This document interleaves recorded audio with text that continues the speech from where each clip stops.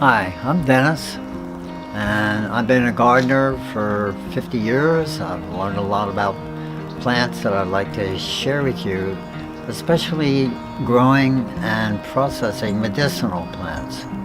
This is my humble alchemical laboratory here, and today I'd like to talk to you a little bit about how to distill plants that you're harvesting. It's fall now, going into winter. Here it's cold, and I'm going through the garden and pulling out herbs that will not make it through the winter. And normally they would just be thrown away, but they are a very rich source of medicinal substances that have to be extracted or distilled in order to use them.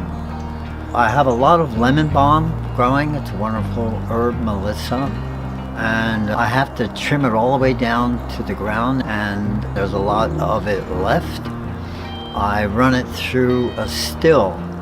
Today we'll look at the still. You can take an old pressure cooker and make some really good essential oils. Out of maybe 12 plants here, I can get about 15 mils of very high quality, very fragrant Melissa oil from a very simple distillation. 15 mils, which is about that much of Melissa essential oil, will cost you about $300. So welcome to my laboratory. Let's see what happens. This vessel here is a 4-gallon pressure cooker. It's been modified so that I can put herbs in it and let steam come up through the herbs and run it through glassware to extract the oil. So in order that things don't burn, I place a strainer in the bottom.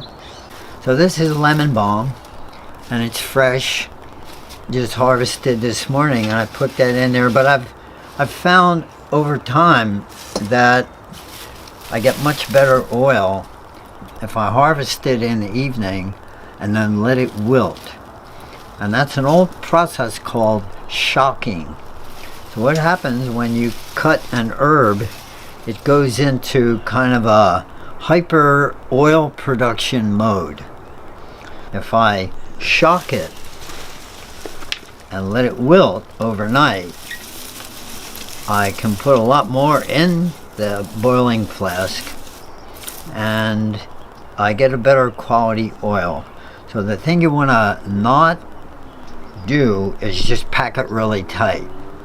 The steam has to get through the herbs, and I know people who say you should never include sticks like this in the boiling flask. It should just be leaves. But lemon balm itself, when it gets hit by the steam, kind of looks like spinach that's been cooked. And if you take all the leaves off and pack this still with leaves, the steam won't go through the lemon balm. It just settles into kind of a mush in the bottom. I'm just kind of packing it in a nice way. I'm not tamping down, but I'm running my fingers through it in order to try to feel, is there any stuck places down in there. I wiggle my finger and separate it. I want the steam to try to touch all parts of everything that I'm putting in. And now it's packed pretty well, and I have about an inch here of something called headspace. The steam that comes up expands in the headspace and then goes up into my apparatus. You want to leave a little bit of headspace to get a really good distillation. So this is just a standard hot plate from Target. You don't need really super duper equipment to do this, but you see it gets a lot of use. I have it set on a temperature that I know when I go to distill the oil will not burn anything and will give me what I want. So I have 3 or 4 of these for different operations. They're $8 or $9 a piece, so it's better to have a bunch of them set to where you want rather than trying to set them all each time you use it. So this goes down here, And then my boiling flask with the lid on it goes on top. Here's an adapter that is made from parts from Home Depot, and then a glass fitting on the top. We'll do a separate video on how to make that, but this allows a pressure cooker to be plugged into laboratory glassware. It's a really good system, works really well, it's inexpensive. Try it, you'll love it. So the steam goes up through the herbs, goes up through here, and I want to capture the steam in glassware in order to pull the oil out. So in order to do that, there are a series of different glass apparatus that I use. This one here is called a Vigro fractionating column. It's a beautiful thing. And what happens here is that the steam comes up through here and goes out the top, but you see there are little fingers of glass that have been pushed in there. Steam comes up and circulates around those little fingers and around. Each time it circulates around, the temperature drops slightly on the steam. When the temperature drops, the oil that's being pushed out of the herbs in the steam rises and the water falls.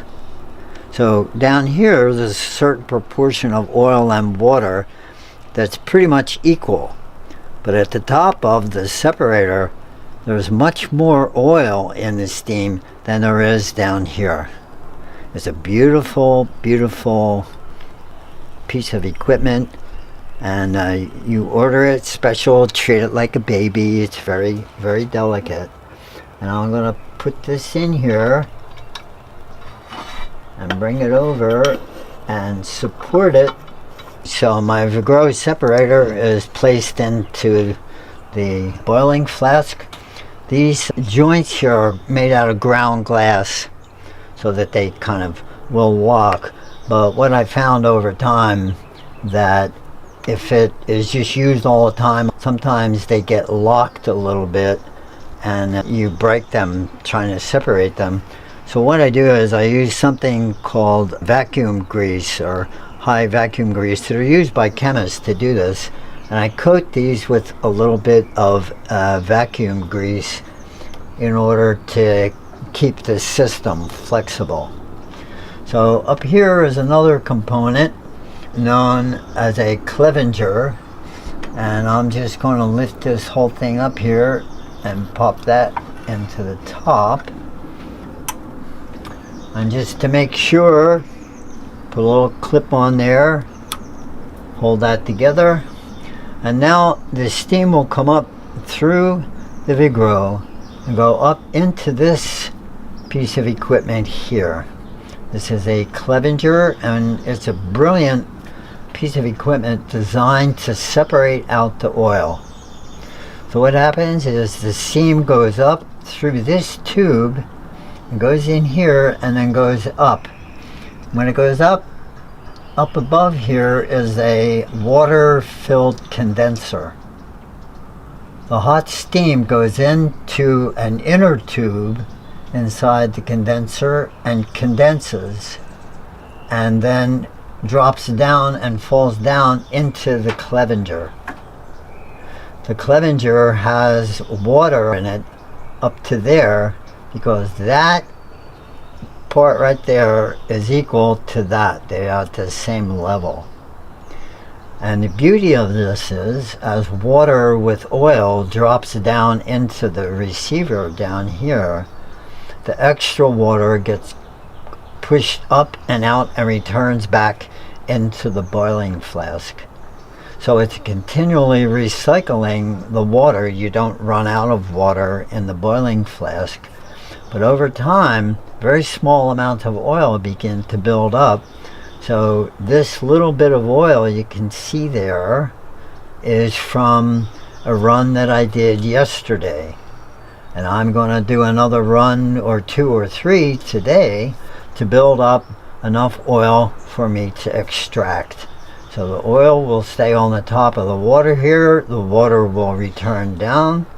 When I turn this still off and everything settles out, I have a pellicle of oil captured in the top, and the little stopcock here allows me to let the water out until the oil comes right down to the bottom, and I can then take the oil and put it in a little bottle, and I have a very beautiful oil for making salves and making oil applications. So in order to keep the water jacket and the condenser cool, I use a 150 gallons per minute pump in a bucket of water, and the water then gets pumped out of this tube and runs up here and goes into the bottom of the condenser. Then the condenser fills up and the extra water comes out the top and returns back and goes back down into the bucket.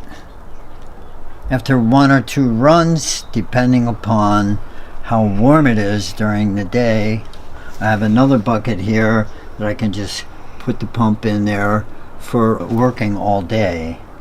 I have 10 gallons of water. I'll just keep it in there for a couple weeks while I'm doing the work. This is a very efficient way to do it, so I'm not wasting water by letting the outflow run into the drain. So you need a pretty good pump to get a good head and keep it going. I used to use little small aquarium things. They don't work so well, but this one is a fountain pump and it works just really great.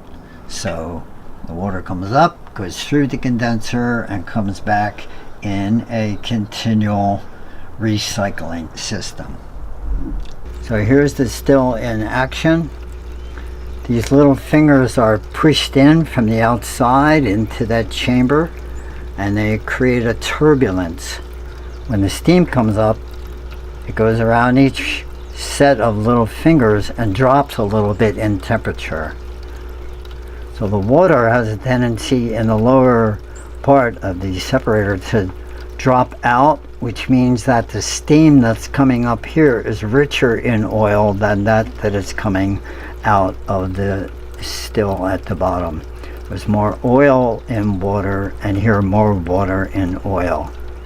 So that means we have a kind of oil-rich steam coming up, and coming up through this tube and going, and it meets a block here and then is pushed up and goes up into this. There's a condenser that has cold water coming in it, and you can see that there's an area here where little droplets form. That's the condensing line where the steam goes up, and it's in a cold environment, it condenses and it falls back down. When it falls back down, it goes through and then lands in the water that's at the bottom of the clevenger, and you can see here a layer of oil, and that oil is what we are after. It's a beautiful system for extracting small amounts of oil. The lemon balm has only a small amount of oil, but this is a pretty good extraction of oil for one charge of the still.